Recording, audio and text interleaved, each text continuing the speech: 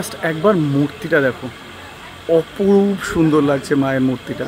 আমি এখন আছি উল্টোডাঙার সনাতন রুদ্রপালের স্টুডিওতে। হ্যাঁ, ওনার পরিচয় আলাদা করে দেওয়ার কিছু নেই, আমরা সবাই জানি। আর ওনার এই স্টুডিওতে, যেটা উল্টোডাঙার কাছে আছে, সেখানে কিন্তু খুব বিশাল করে বাসন্তী পুজো হয়, তার সাথে সাথে অন্নপূর্ণা পুজো হয়।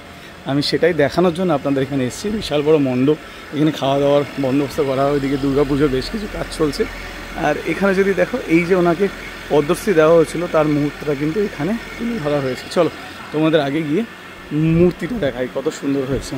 এখানে কিন্তু তোমার অন্নপূর্ণা পুজো হয়েছে, আর এই হলো বাসন্তী পুজো। মায়ের মূর্তিটা অপরূপ সুন্দর, প্রচণ্ড গ্রেসফুল। অ্যাকচুয়ালি একটা আলাদা স্পার্ক থাকে কিন্তু ওনার হাতের কাছে। তার সাথে সাথে তুমি যদি পিছনে চালচিত্রের কাজটা দেখো, সেটাও কিন্তু অপরূপ সুন্দর হয়।